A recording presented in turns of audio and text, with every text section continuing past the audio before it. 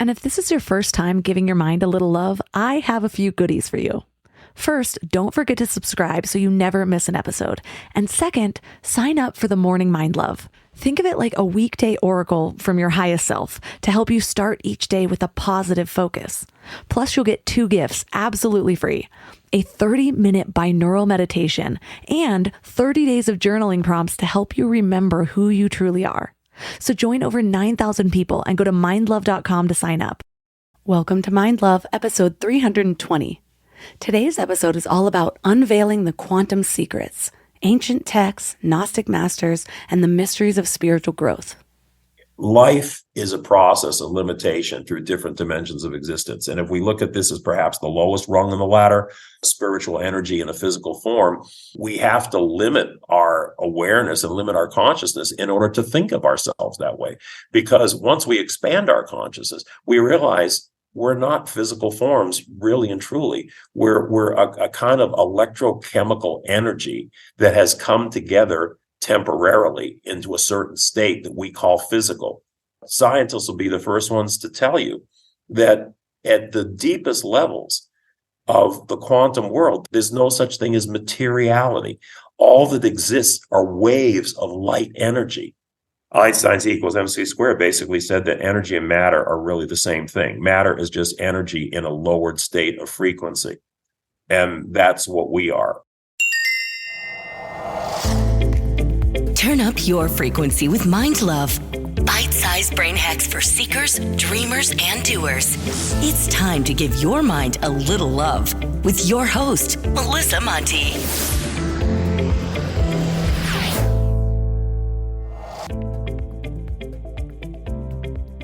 If this is your first time giving your mind a little love, don't forget to hit the subscribe button.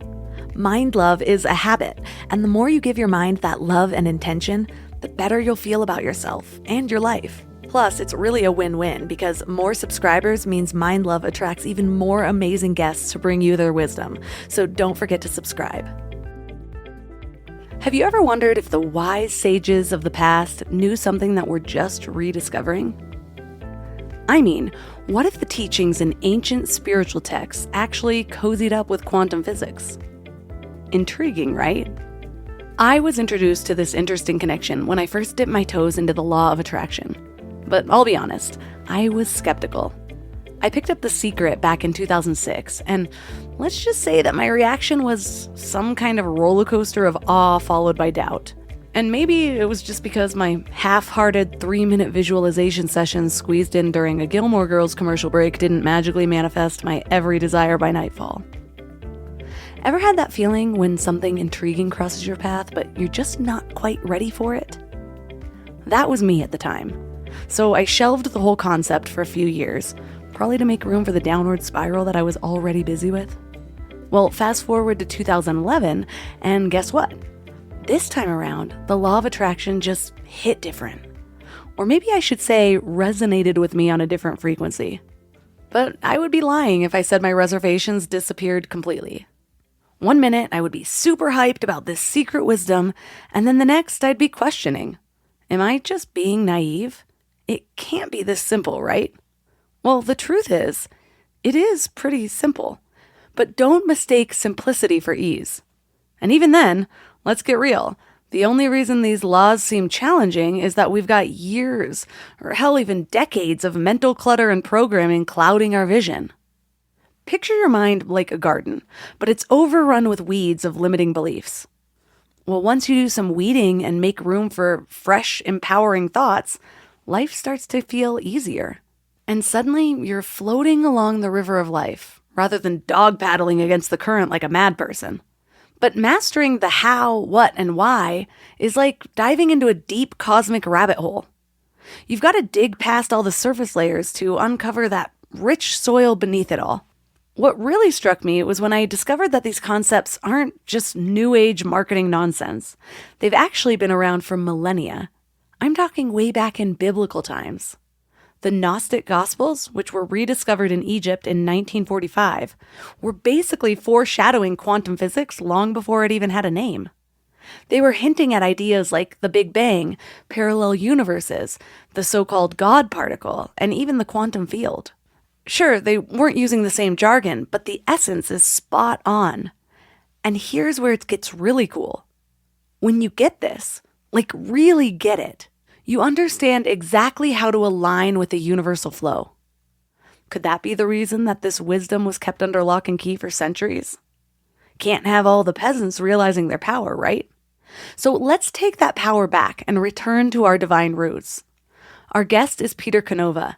He's a highly successful, multilingual, international businessman who, after a series of life-changing spiritual experiences, began studying and writing on spirituality and consciousness. He's the author of the 25 times award-winning First Souls trilogy and has contributed to the popular Chicken Soup for the Soul series. So 3 key things we will learn are the hidden teachings of Jesus that were deemed too advanced for the masses, and how they can transform your understanding of religion and spirituality. How the ancient Gnostic masters were silenced by the church, and how their suppressed teachings hold the key to unlocking your true spiritual potential. And the mind-boggling concept that we are not just physical beings, but spiritual energy residing in multiple dimensions. This episode is sponsored by BetterHelp. Can we talk about how overwhelming wellness advice has become? Cold plunges, gratitude journals, screen detoxes, morning routines. It just feels like there's advice for everything these days. But how do you know what actually works for you? I've been down that rabbit hole, trying every new trend, buying every new course, following every guru, and it is exhausting. And honestly, a lot of it just added more noise to my life. With all the information overload about mental health and wellness, it can be a real struggle to know what's true and what actions to take. That's where talking to actual professionals comes in. Therapy helps you cut through all that noise and figure out what you actually need, not what some influencer is selling, but what works for your specific situation. It can teach you how to set boundaries, trust your own judgment, and be the best version of yourself. BetterHelp is the world's largest online therapy platform with over 30,000 therapists. They have a rating of 4.9 from 1.7 million reviews, and you can join a session at the click of a button and switch therapists anytime if it's not the right fit. Instead of drowning in generic advice, you get personalized recommendations from someone who actually knows what they're talking about. As the largest online therapy provider in the world, BetterHelp can provide access to mental health professionals with a diverse variety of expertise. Talk it out with BetterHelp. Our listeners get 10% off their first month at betterhelp.com/mindlove.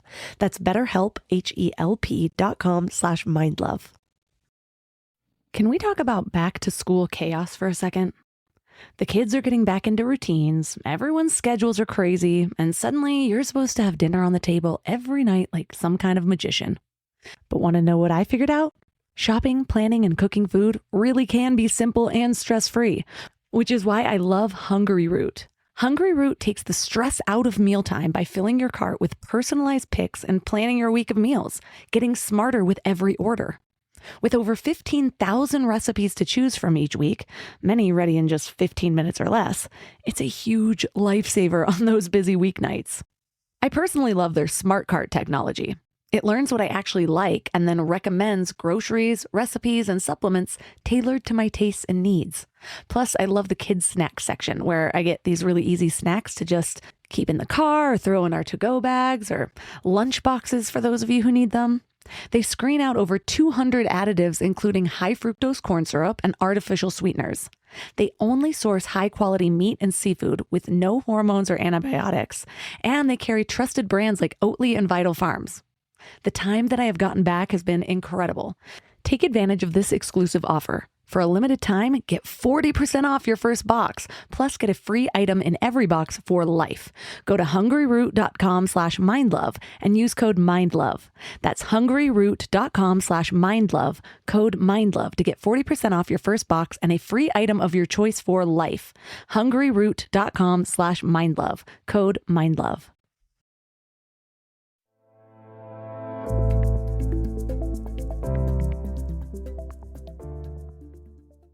And now let's welcome Peter Canova to the show. Nice to be with you today.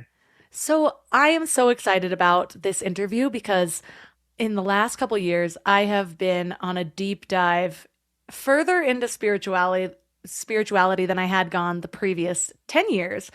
And a lot of that has been digging into things like Christian mysticism, the Gnostics, the Course in Miracles, basically the thread of truth that runs through all of the most prominent ancient wisdom teachings. And so when I was going through your book, I was like, yes, this is putting together so many of the threads that I've been curious about, that I've just been slowly pulling on.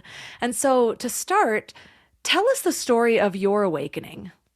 Well, when I was in my 20s, I found out, to my great surprise, that I was a highly accurate medical intuitive. And when I put aside the disbelief, when my left brain put aside the disbelief of what was happening, it opened up a whole series of experiences, which would have entailed clairvoyance, clairaudience, premonition, remote viewing, and things of that sort. It opened up a whole nother world for me. I realized that there was another dimension out there, or of many other dimensions out there, of existence, intelligence, and information beyond what we appear to think of as reality in the physical world. And that really altered the course of my life. I still am an international businessman, but at a point, I kind of pulled back and gave a little bit more of the reins of our company to my brother. And I started writing books, and I started off with a trilogy called the First Souls Trilogy, about the first spirit consciousness to incarnate into material experience. And it traces their lives over different epochs of history. Did very well, won 25 national and international book awards.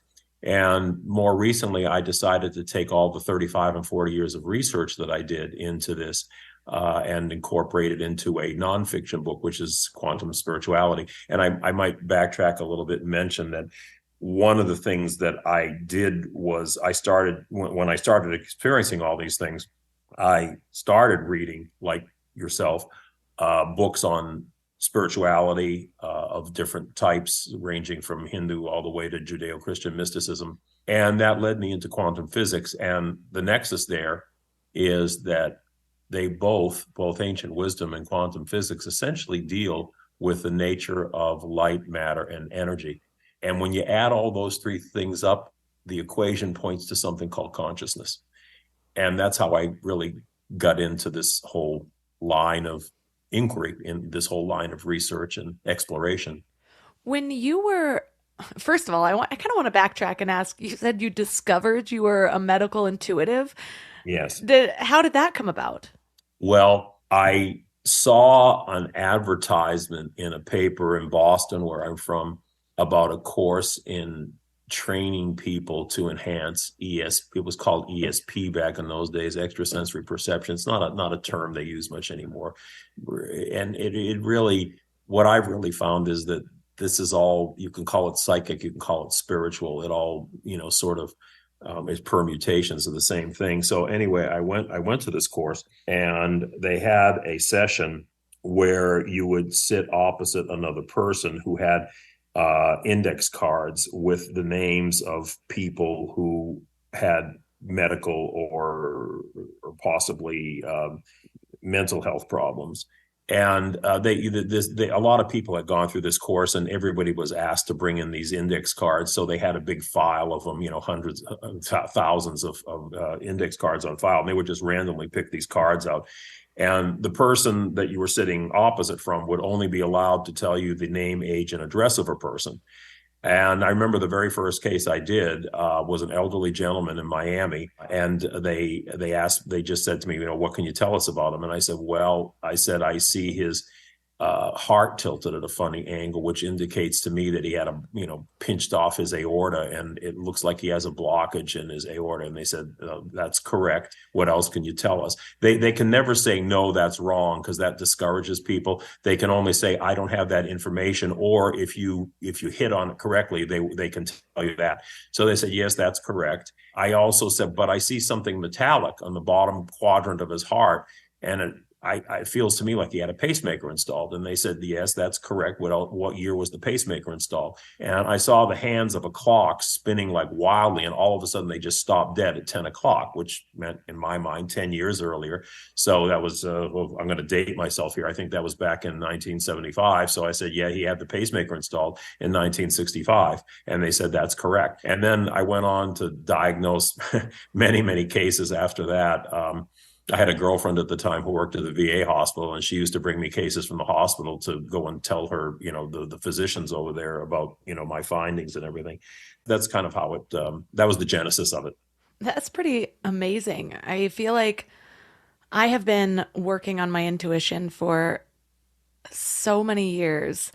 And the medical part, I don't quite get that, but the emotional part I can get pretty in tune with. And so I guess we just have to find our niche in intuition, if you can call it that, kind of mixing the intuition and business worlds. Yeah, I mean, I think intuition, and I think this information manifests through different people in different ways. And, we're filters for all this. And as filters, we probably have natural inclinations as to what we want to accomplish or how we want to help or whatever. So it manifests in different ways. I mean, I do think everybody can be trained to a certain extent if they want to focus on some particular area. But I do think there's probably natural tendencies of expression for these forces. Yeah, that makes sense. I have interviewed a good amount of intuitives, and they say something similar where like they have one of the clairs much more than the others, if any at all. But I'm curious because in the beginning of your book, you talk about how a lot of people are living in perspectives that are spiritually limiting. What do you mean by that? Spiritual progress or spiritual growth is just like anything else in life.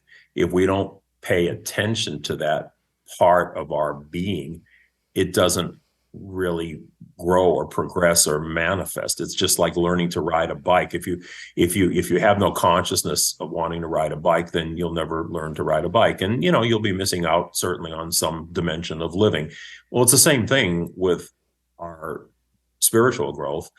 Most of us get so wrapped up in day-to-day work, family, crises, and so forth and so on.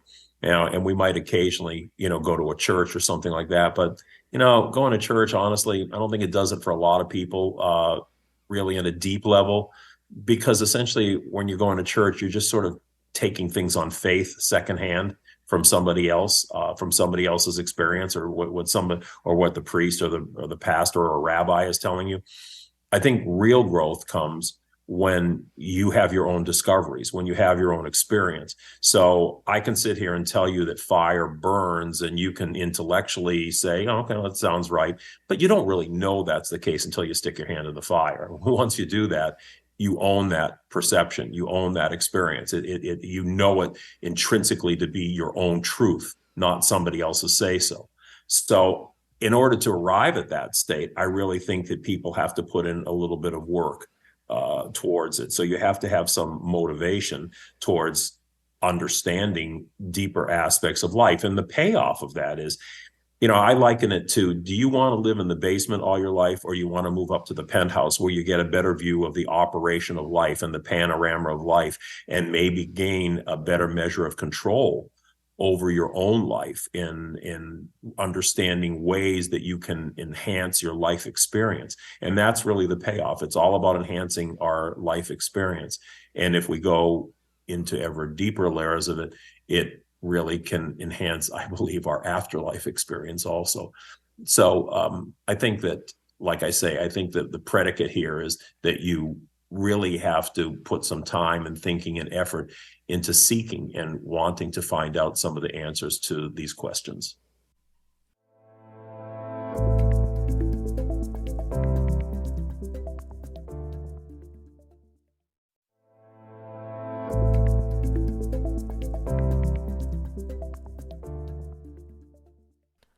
I like the way you put that in that, just the differentiation of just learning what everybody else in the room knows and following that versus finding your own experiences. I think that is what I have been seeking for a lot of my life. I grew up in a very religious household. My family is still very religious, and it's been it's just been a point of tension because it's difficult coming from a family they truly believe that there's one way to heaven. So if I'm not following that, then that's not where I'm going. And it's just, it's just like so far from what I believe about the universe. But what I have. Well, I think that's a very typical thing that people run into. And here's the difference between spirituality and religion. And I am not a religious basher or a religious knocker. I mean, I think there's value in everything. But I think that if you view life as a journey of growth and experience, and you go to these you encounter these way stations along your path.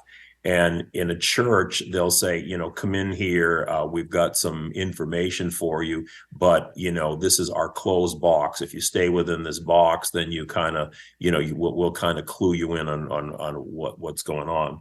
It's a closed end. Religion is a closed end experience. If you want to become part of the religious community, you have to buy into the dogma and, sort of stay within that box. Spirituality, on the other hand, is open-ended. It's an open-ended experience. It's like it has two doors to it. You walk in one door and you get the information, and you walk out the other door with just a little bit higher information than what you walked in with, and you go on to the next way station in life. If you go with that sort of attitude of spirituality versus religion, of open-ended discovery versus closed-ended, this is the way it is, then I think it enriches your life a lot more. Even though I will say, I do think that if you look at religious history, and I look at, Catholic background, there's a tremendous amount of spiritual knowledge within Catholicism. I mean, the scholarship is incredible if you really understand it.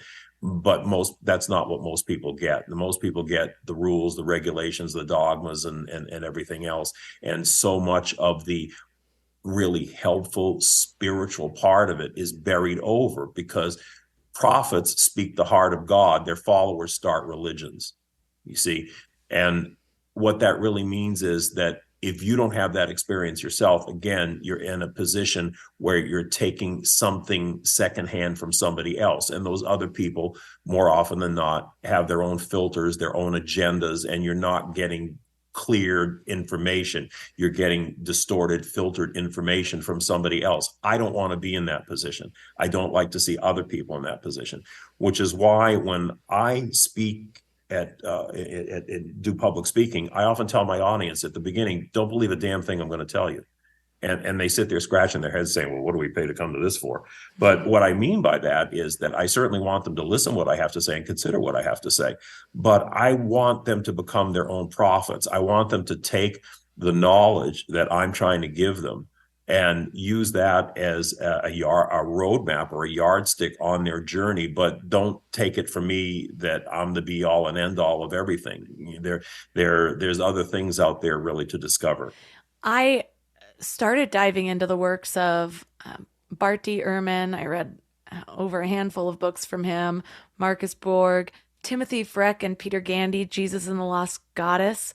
Yeah, that's a great book. Yeah, and what I found so healing for me, because I'll be honest, because of my deep, deep conditioning, literally growing up in the church and going like 4 or 5 days a week, spending all day there until I was about 15 when I started to really voice my questions and feel separate from that. You must have been a Catholic. No, I was a non-denominational Christian, but we really? were there a lot. Yeah, I was in choir and leadership and youth groups and all the things. And to be fair, it was non-denominational. It was kind of fun, like being a part of it all. But I always felt like an outsider because I never fully believed wholeheartedly what other people believed. There was just too many questions, too many different portrayals of God from the Old Testament to the New Testament. Long story short, when I started to voice those questions and have a say in whether I wanted to go or not, I decided not to go. But because of that deep conditioning, no matter how much I would dive into a broader view of spirituality, there was always this question of what if? And it might have come from the defending your faith seminars we had to go to yearly, where the same talking points I hear from my family are the ones I learned when I was like 11 years old. And I'm like, that I learned this with you. Like, you haven't developed anything else beyond this in all these years. But one of those was, if you die, you have everything to lose. If I die and or if you die and you're wrong, you have everything to lose. If I die and I'm wrong, I have nothing to lose. And I'm like, I'm not basing my life off of something, I know, based on fear, basically. But it haunted me for many years. Like, well, what if? Like, what if God is sort of evil and sort of good, and this is just how it works? And I think I had grown beyond that, and I kind of put it to the side. But it was when I started to read these books and learn about what Jesus was really teaching, what the inner circle of the traditions understood versus just the literal explanation of all of these stories. When you actually looked at them as symbolic, then they have deep meanings that align perfectly with everything else that I've really felt in my heart to be true about spirituality and the nature of consciousness.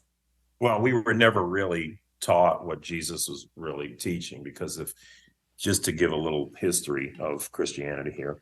First of all, Christianity was never called Christianity. It was called the Way. The early Christians, if you had ever used the term Christian or Christianity, would have no idea what you were talking about.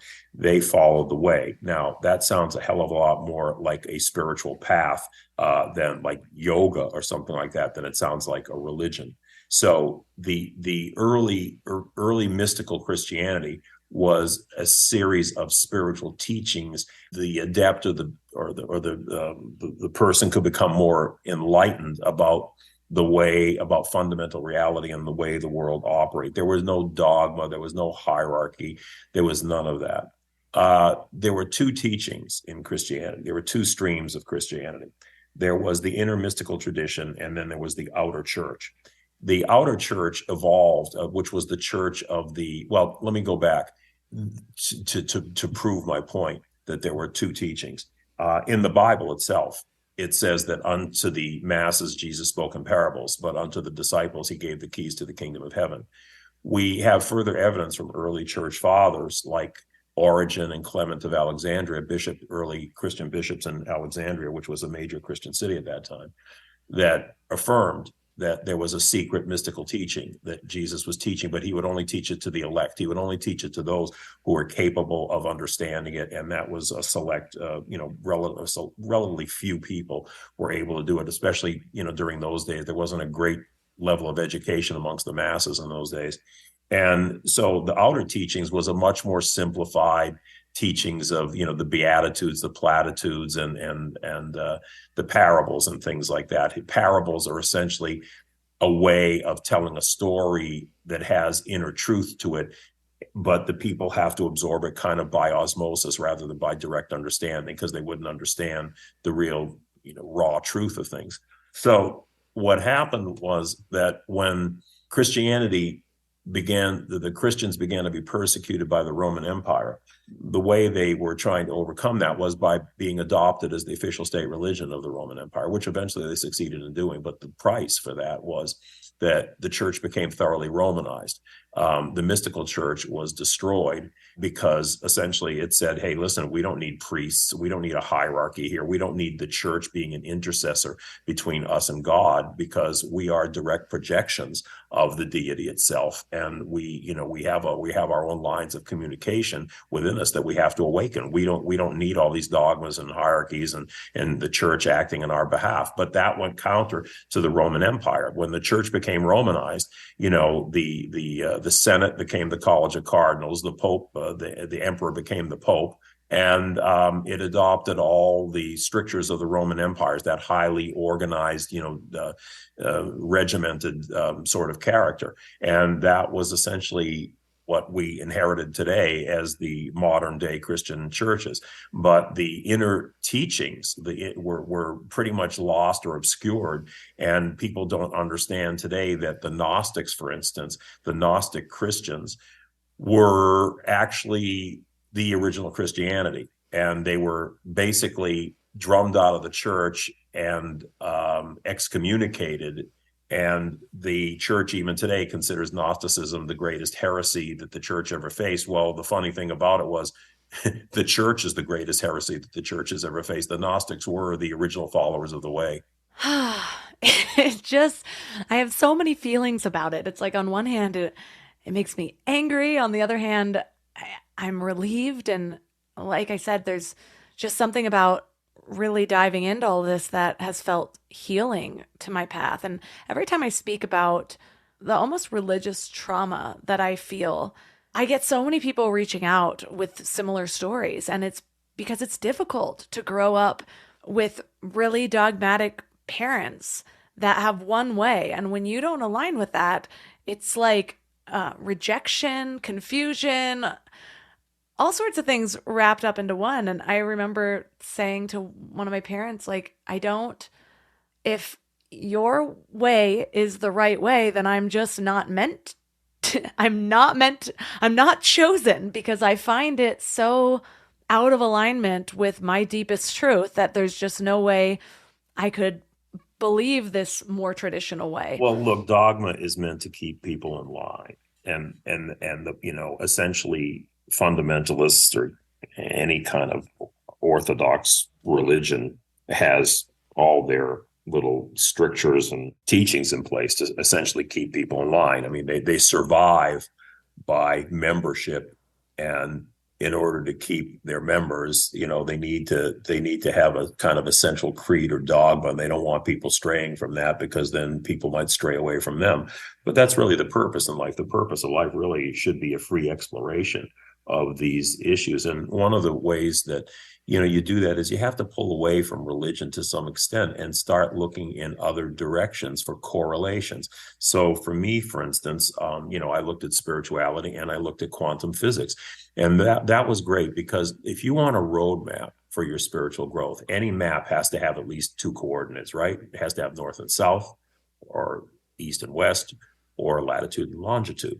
So the corollaries that I had were ancient spiritual texts and quantum physics. And lo and behold, when I read these Gnostic gospels that were recovered in Egypt in 1945, what I found was that they predicted every major theory of modern quantum physics today: Big Bang, parallel universes, the God particle, the quantum field, the energy matter conversion, the relationship between energy and matter in Einstein's E equals MC squared.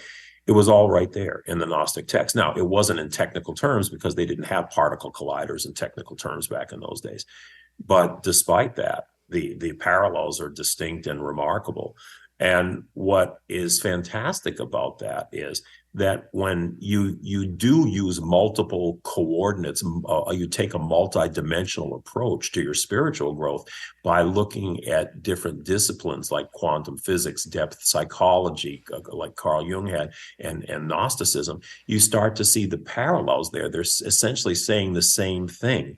So when all these disciplines, which are separated by thousands of years, are pointing in the same direction, my attitude is, hey, where there's smoke, there's fire. I think these guys are onto something. I think that, my journey is headed in the right direction. But that's because I freely explored those things and I connected those dots. And everybody has the capability to do that, except if you buy in to things that more narrowly focused groups tell you, that don't stray out of our path, because if you do, you're going to be lost. That's just using fear to keep people in line. And it's a very, very unfortunate thing that, Western religions have essentially been very, very, fear-based religions. And one of the reasons for that is that right from the beginning, we were told that, essentially we're these separate creations from God. We're like these little wind-up dolls that were created out of the dust of the earth and thrown into this lunatic asylum down here, and we don't even know what the hell we're doing. Oh, by the way, we pissed God off at the beginning, and now we're forever trying to get back into his good graces. Well, that to me is a very, very lowly existence. What the mystics said was, no, that's not the way it works. We're not creations of God. We're emanations. We're projections of God. Now, if you want to understand that a little bit more clearly, look at Geppetto and Pinocchio. Okay, Geppetto created Pinocchio. Pinocchio was a separate creation. That is creation. What mysticism tells us was, no, we're not creations. We're not separate creations. We are actually projections of the essence of the one force that created everything. And therefore, we are not separate from it. The only difference between us and that creative force is that we exist in a state of limitation. the creative force has all the answers. We only have some of them, and there's a reason why that limitation exists, because it has to do with us feeling like we're individuals. If we knew everything, if we had the same degree of frequency and vibration that the creative force had, then we wouldn't be individuals. We'd just be absorbed into the creative force. But in order to have a perception of ourselves as individuals, that force had to limit itself. It had to dumb itself down, in effect, a little bit, in order to fool itself into thinking that it was separate creations, when it's all really one. And incidentally, almost every major religion tells us that, from Hinduism to mystical Judaism to Kabbalah, and to mystical Christianity and to mystical Islam. It will tell you really the same thing. It's the appearance of the one appearing as many, and that's really what I've learned that it's really all about. And it's pretty exciting and liberating once you begin to understand and once you begin to grasp that, because the meaning of life and the potential of life and the role of us as human beings becomes much more clear. That we're not just simply leaves blowing in the wind. We are the fingers of God touching the face of this earth. And our mission is to spiritualize the material and bring the experience of material back to spirit. The only way for spiritual energy to know itself as something physical is to limit itself into a physical form where it thinks that that's the reality, but it's really not. It's really one layer of reality, but it's all a matter of spirit trying to experience itself and know itself in all forms. We can't know ourselves except by contrast with other things. If you're all powerful and you're everything, how do you can exist, but you can't experience? You can only have experience through contrasts and oppositions, and that's what this is all about. That's why we're here. That's why we're these little parts of the deity, here experiencing things that if we were just conscious of ourselves as pure energy, we wouldn't have that experience. Gnosticism is known as kind of a lost tradition, but it does seem to be coming up more often later, maybe, or nowadays. Maybe it's that we have more access to information and ways to share it. How was this mystic tradition recovered?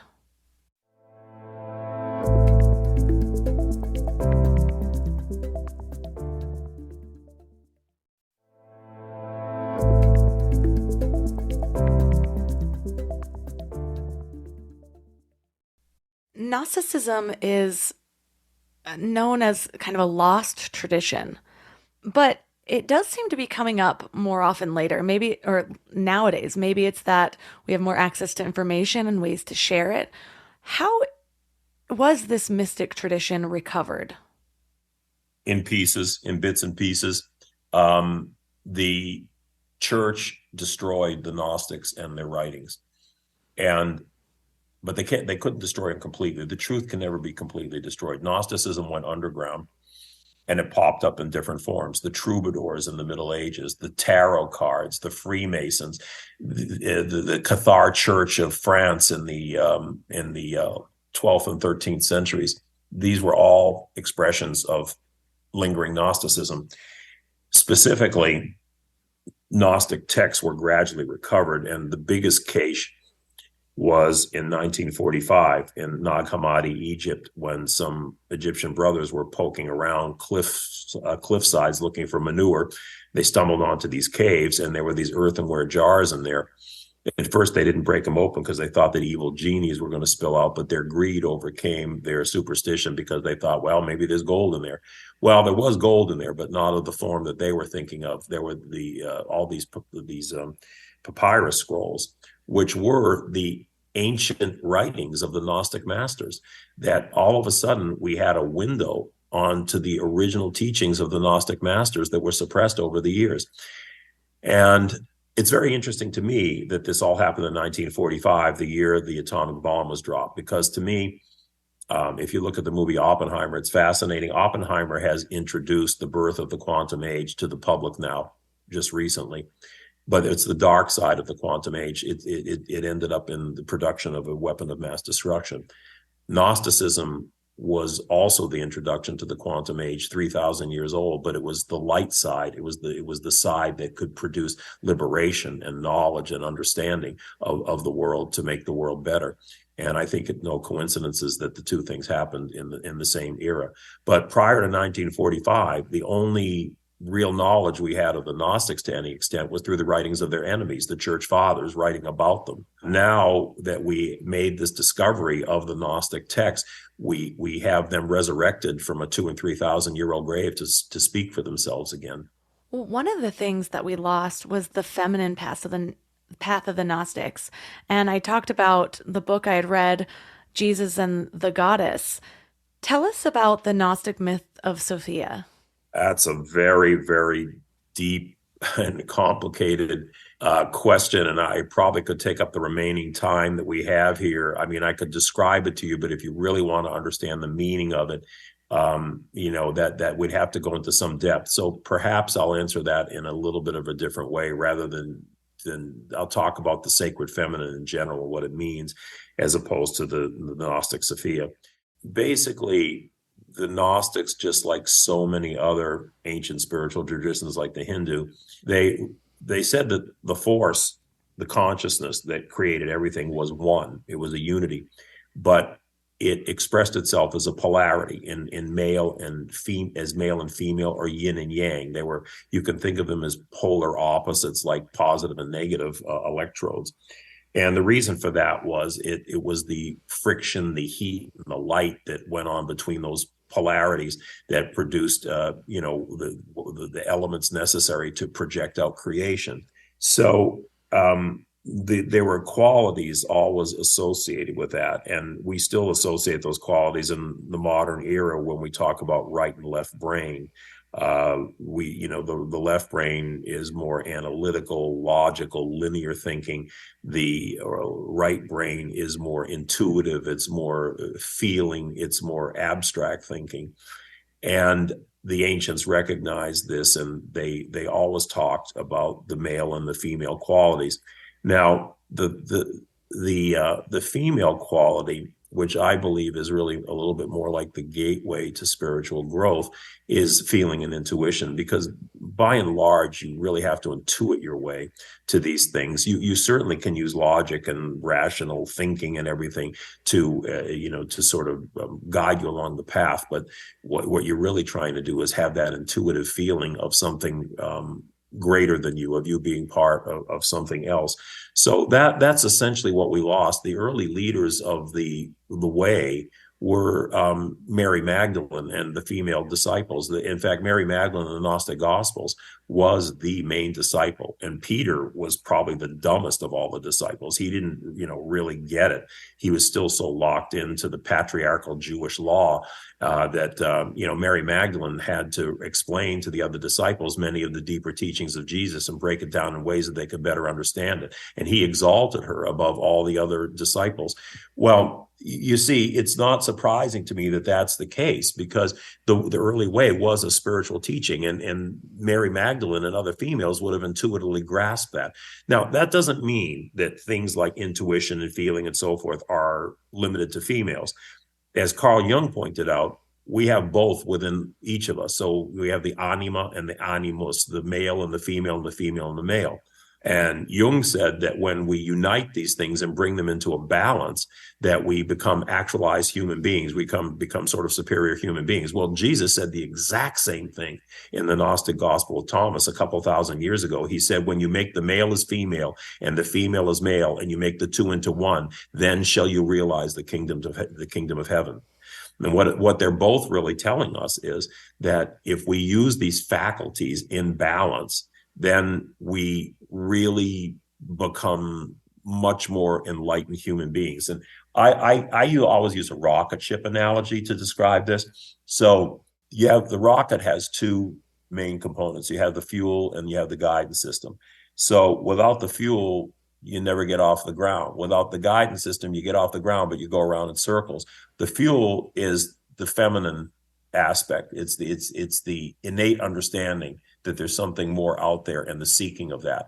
The guidance system is the way you direct your mind or consciousness to explore those avenues. So the two of them together really need to be working together. But in our age, from really from the time of from 3000 after 3000 BC, we started to become a more patriarchal world, and these other qualities like intuition and feeling, they were kind of shoved aside, and we became a much more male oriented kind of world. But I think that's breaking down now. I really do. I believe that I've seen it in my lifetime, and I believe within another generation or so we're going to come much more into a balance. So, considering what we now know about the original teachings of Jesus, old Gnostic beliefs, how it intertwines with beliefs of Hinduism and other spiritual paths, how do you think that lost information affected the trajectory of humanity, really? And now that we're recovering it, what does that mean when we relate it to quantum physics? Well, I think you're the best person to answer that question. You just described your background and how your background affected you.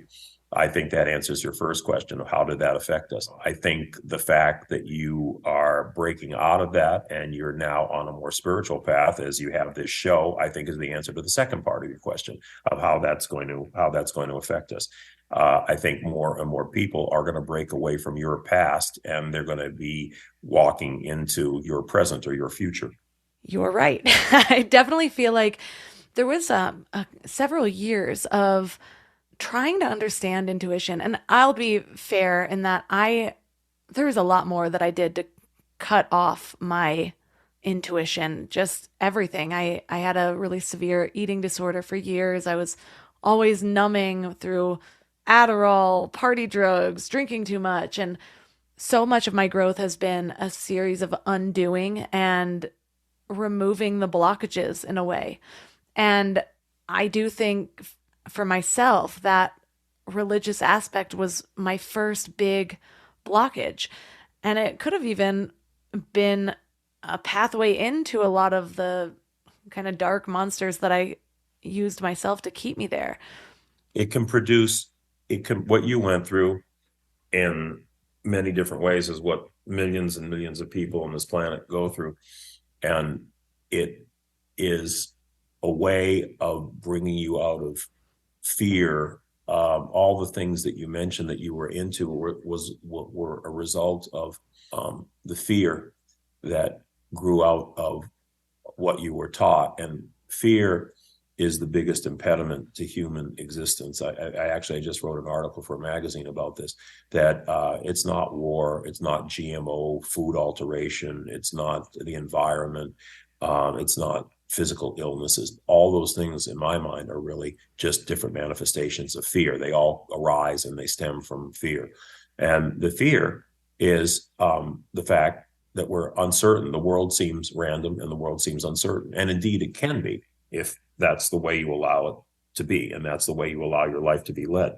But if you awaken to certain understandings that this is not the end of existence, in fact, this is maybe the bottom rung of the ladder of many different dimensions of existence, and you understand that I do really believe that once you intuit these things, you see the goodness, that there is an intrinsic goodness out there, even though it's very dusted over.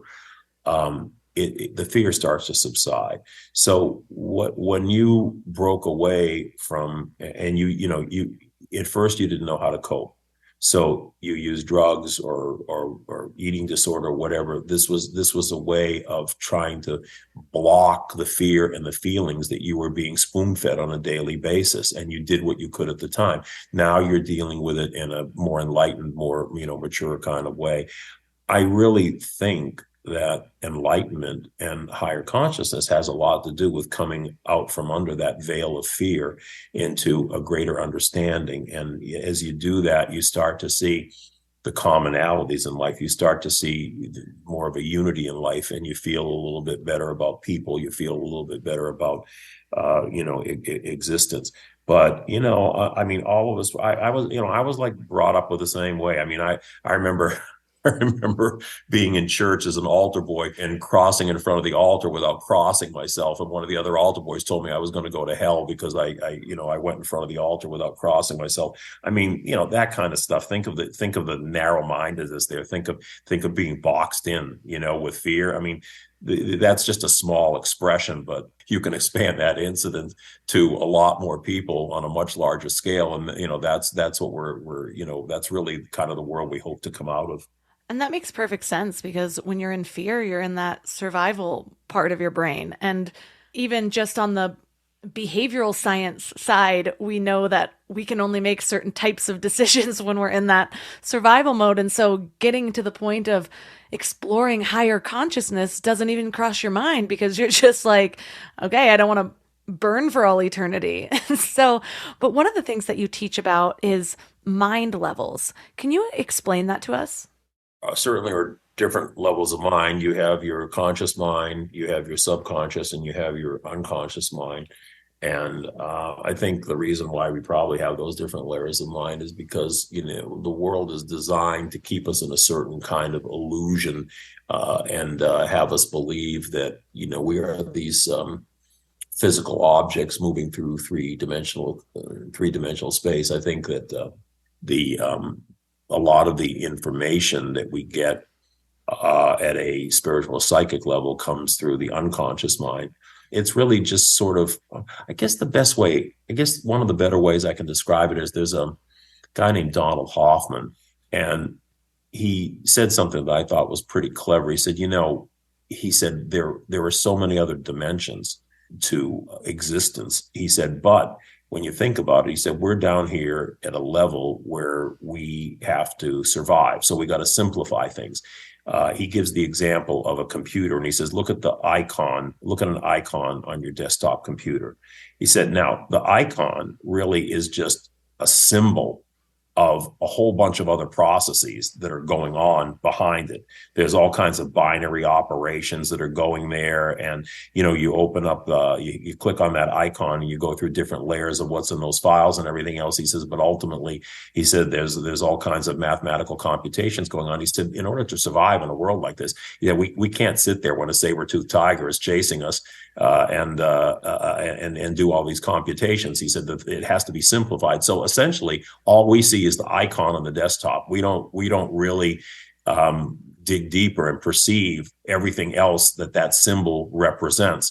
So, the levels of the mind really are different ways of, in different levels of dealing with reality. Our conscious mind, recalls things right away. It's our waking consciousness. Our subconscious mind is set up for, it's like having a desk drawer for a pretty quick recall. You can, go in there and retrieve something that you want to retrieve.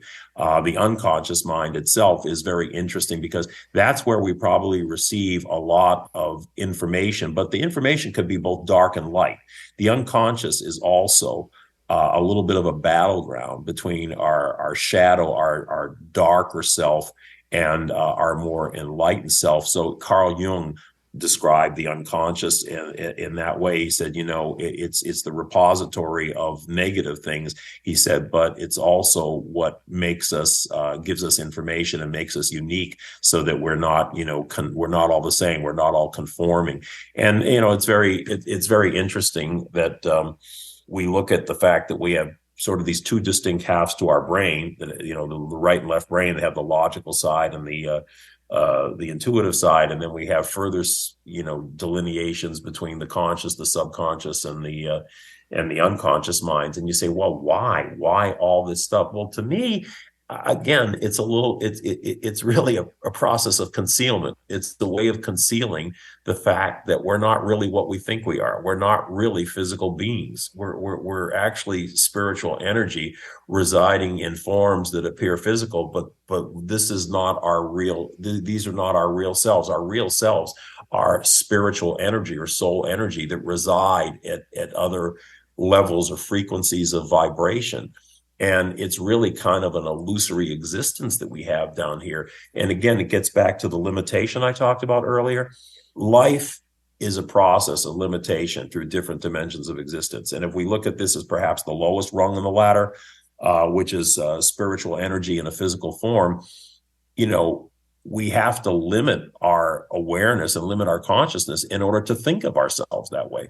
Because once we expand our consciousness, we realize we're not physical forms, really and truly. We're a kind of electrochemical energy that has come together temporarily into a certain state that we call physical. But scientists will be the first ones to tell you that at the deepest levels of the quantum world, there's no such thing as particles. There's no such thing as materiality.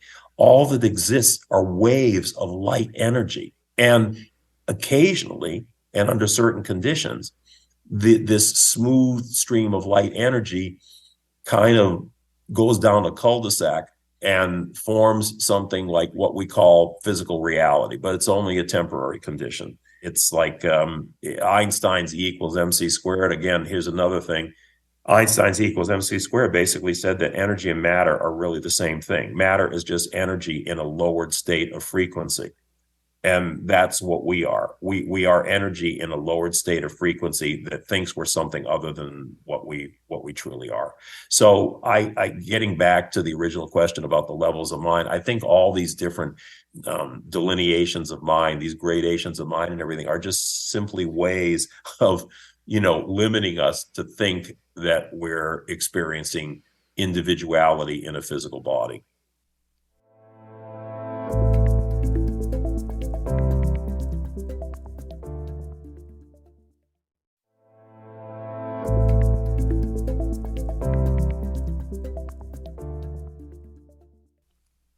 So nowadays, this idea of manifesting has become a whole trend. And I look at it like we were talking about earlier, where there's like the inner circle secret teachings, and then there's what the masses can handle. And so I'm curious, when you see manifestation coming up on Instagram feeds and all of that, do you see anything that's missing the true deeper teaching has around the idea of creating reality? Well, look, there's a lot of new age baloney going on about manifestation, about manifesting. And like a lot of stuff that's new age, I look at it tongue in cheek. However, there is some truth to the whole issue of manifestation if you understand it, if you understand the way it works. So with the understanding that we are not creations of the one consciousness that formed everything in existence, we are projections. We are smaller points of consciousness projected up from the main point of consciousness. Now, why that happens is a whole nother story we would have to get into, but I'm trying to give the Reader's Digest version here. If you understand that perspective, that we as human beings contain our individual points of consciousness from this one master consciousness, then we are kind of like an electrical power grid. Now, in a power grid, you have the main source of raw energy, but that has to be stepped down in order to be used for a purpose. So, they use transducers. It steps the energy down. Then you have the relay stations that relay the energy out, to different points. So we're kind of like those relay stations in the chain, which means that, yes, we do have, and we have shaped this world in many ways, a lot of it unconsciously, a lot of it ways that we're not conscious of here. Higher aspects of ourselves have probably shaped this world at higher dimensions. But, even in this life with its consciousness, it is possible to contribute to the manifestation of certain things. The degree to which you do that, I really believe, is the degree to which you have retained or regained a higher level of consciousness. The higher level of consciousness, the more manifestation becomes obvious to you. And once you reach a certain level, you find synchronicities and other things happening. I mean, look, like, how can I give you an example? To me, it happens all the time. I'll be thinking of somebody I haven't seen or heard from in ages. And more often than not, within a week, they appear. They're either there or they call or something. Even really not stupid, but even really what you think is insignificant things like, I want a parking lot here. I want a parking space in this busy street, and you think about it and, you get this parking space. The more that you are attuned to giving yourself this higher vibration and connecting with that source, the more these manifestations really begin to happen. I mean, I really feel in my life I've run into some situations that looked impossible, but I was always able to work my way out of them. And I really believe, you can call it the grace of God. I do believe that was a manifestation of my desire to shift things in a different direction. And I think because of the fact that I had been on a certain path that allowed me to liberate some frequencies in my own consciousness, I was able to do that. So to answer your question, yes, I do believe that manifestation is a reality. However, I also believe that it's attenuated by your own vibration and level of consciousness. So in some people it may be barely operable, and other people much more visible. I am at the point in my life where maybe it's just the awareness, maybe it's always been happening, but just as you said, I'll have a question and it feels like it's immediately answered, or I'll have a wish and it's immediately granted in some way or another, even if it's just a clear no. But Yeah. And it's from dumb things to really profound things. Example, my husband and I randomly were talking about how we wanted a cornhole set. And like 2 hours later, our neighbor tells us that he's changed his entire woodworking business to only cornhole. So from things that are that just basic to another example, I mentioned how just the religious debate that is always in my life. It's really one of my deepest points of sadness. And I think it's because it creates what feels like a separateness between me and people I love. And it was just recently, this week, a religious debate came up. And I got off the phone and I was near in tears and I just had a rant. And it was judgmental. It was like, I don't understand how people can believe something this basic, that kind of rant. and it was just really to get my emotions out. And then I went on a walk right afterwards just to kind of let it out. And I was listening to Ram Dass and he immediately just starts talking about how anyone who is judging someone else's path is in a state of deep disillusionment. And it was exactly what I needed to hear, because it's just a reminder that even if a certain path doesn't work for me in particular, doesn't mean that there's nobody that it works for. And just because there are a lot of what I see as problems in religion for some people and some personality types, and that's exactly what they need for their next level or whatever it is. And so it was just a really good reminder for myself when I come out being like, well, I've studied this more and I know more than these people and they're just stuck at the basic levels. It's just like, that's just ego talking. And sometimes I need to be knocked right back down. But I'm curious, I've spent a lot of years on this path. I've got a lot of years left to go. Somebody recently actually told me path might not be the right word because it implies a very linear projection of it. But I'm curious, for people that are wanting to go deeper, that are wanting to understand a deeper level of spirituality, how can we condition ourselves for that higher consciousness? Well, that's a difficult question in a way, because first of all, it involves motivation. I mean, you have to be motivated to do it. Now, different people get motivated in different ways. Look, for me, I wasn't particularly spiritual. I mean, I had a lot of questions about life, though I wasn't particularly spiritual. But, these things came to me spontaneously. That happens with some people, maybe a minority. I don't really know. Other people, maybe, they have to hit the bottom of the barrel. And they're desperate from a divorce, a bankruptcy, drugs, whatever the case may be, and they start in a path to say there's got to be something better than this. I'm suffering too much. Life is just too painful.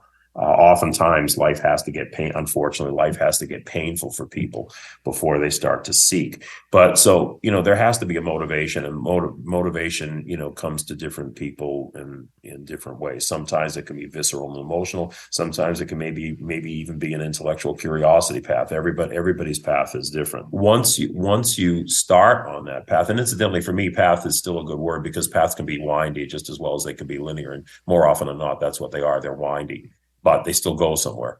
Once you start in that path, certainly meditation is very helpful. And reading books like mine, I'm not trying to plug my book, but reading books like mine is very helpful because they're so encompassing. There's so much material in there that connects dots together, that people of all types, whether they come from an intuitive vantage point or a rational vantage point, an intellectual vantage point, they can see, wow, I mean, I didn't realize this before, how interconnected all these things are. And they're pointing in a certain direction, that there's a force that's really organizing these things. That's one way that you can start on this. You can study scripture, you can read books, or you can take that information and meditate. And once you meditate, I find that there's certain elements in meditation that really help you. For instance, visualization. Using visualization, using imagination. You can imagine something being a certain way, a way that you want it to be, and you visualize that. And that's the beginning of a process of manifesting something in your life. You're fixing an intention and you're putting energy into that intention in order to make it more part of your life. And all that can happen through meditation. In the book, I give about a dozen different principles that will help people, guide them in meditation to make their meditation more meaningful. So everybody's path is really different, but there are certain aids that you can employ in your quest for higher knowledge that are out there and available to everybody. Well, I love to leave listeners with something specific and actionable to either focus on or practice to do to really ground some of what we've been talking about into their reality. If you were to leave them with one thing to focus on or to do this week, what would that be? Would say that if you want to start off doing something, take 10 minutes, go into a quiet room, and visualize two mirrors. One is how your life might be now, and the fears and the dissatisfactions that you have, and let them appear in that mirror, which may turn that mirror dark. Take your fears, take the things that are frustrating you, take the things that are bothering you, and visualize them in that mirror. Let that mirror turn dark. And then once you've loaded that mirror with all that negative energy in your own mind, kick it, shatter it to pieces, and see those dark shards blowing off into the wind. And then visualize the other mirror, which is bright and full of light. And it's the way that you would prefer your life to be. It contains the answers to your questions, even though you may not have them right now. It contains the seeds of the answers to the questions that you have. And it contains a way that will come into your mind, either your waking mind or through your dreams, that you can better direct the course of your life and let that mirror just shine. And this is a helpful exercise to sort of set your intention and set your path onto a strong footing and, move in that direction.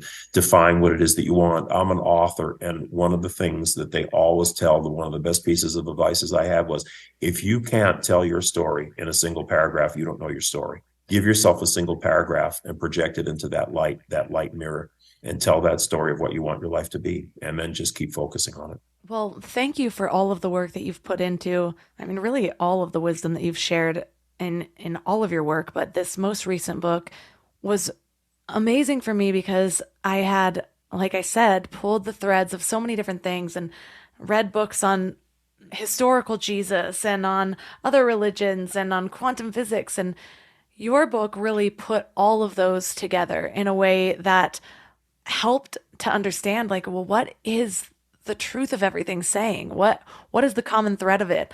And that, to me, the common thread, it's always what feels like it brings me closest to the truth. And you presented it in a way that was really understandable and easy to follow and engaging. So for listeners that are interested in reading your book and to learn more about your work, where's the best place for them to connect? Yeah, I would go to my website, petercanova.com. That's petercanova.com. And it will tell you more about the book, Quantum Spirituality, and about my trilogy, the 25-time award-winning trilogy, the First Souls trilogy, which is which are novels, actually. And it embodies these principles in kind of like a spiritual thrillers, I call them, entertaining thrillers. They've done really very well critically, and they're real page turners. So also my podcast, which is by the same name, Quantum Spirituality, there's a portal to access my podcast there. So that website, petercanova.com, will lead you to all of that body of work that I have. And it has a lot of information and videos in and of itself that are really quite interesting. So I would encourage people to check it out.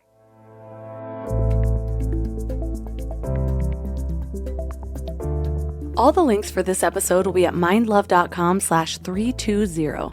Your challenge for this week is that mirror meditation that Peter Canova walked us through. You can rewind a little bit and have him walk you through it again, or you can just visualize this concept. Go into a room for 10 minutes. Picture 2 mirrors. In one mirror, just dwell on it for a while. Allow it to fill up with all of your limiting beliefs, your negative self-talk, your fears, your doubts, your worries. Sit with those for a while. Watch how they darken the mirror. And when you're ready, shatter it. Then turn to the next mirror and allow it to fill up with all of your dreams and possibilities. And there's 2 ways to work with this mirror. You can use this time focusing on this mirror, seeing the reflection fill up, building your dream life one intention at a time. Or you can trust that that mirror has all of the answers. And you can do this as a combination of both as well. But when you're trusting the mirror, that means you throw out a question and expect that the mirror has the answer. And even if you don't see it appear right away, when you are making your next decision in your life, shine that mirror up in your mind. Ask it for guidance. See what comes up. Trust that you will know the next step even if you don't see the big picture. And let me know how it goes. Reach out to me on Instagram at mindlovemelissa. If you loved this episode, please share it or take a screenshot, tag mindlovemelissa and mindlovepodcast. We also have an amazing membership at mindlove.com/membership, where you'll get meditations, worksheets, masterclasses to bring more intention to specific areas of your life. So if you've really been wanting a full life transformation, go to mindlove.com/membership and everything you need is there. You can also find any of my amazing sponsors at mindlove.com/sponsors. And that's all for today. So thanks for giving your mind a little love today, and I'll see you next week. Thanks for tuning into Your Higher Frequency with Mind Love. Head to mindlove.com for a free gift to keep your vibes up until next week.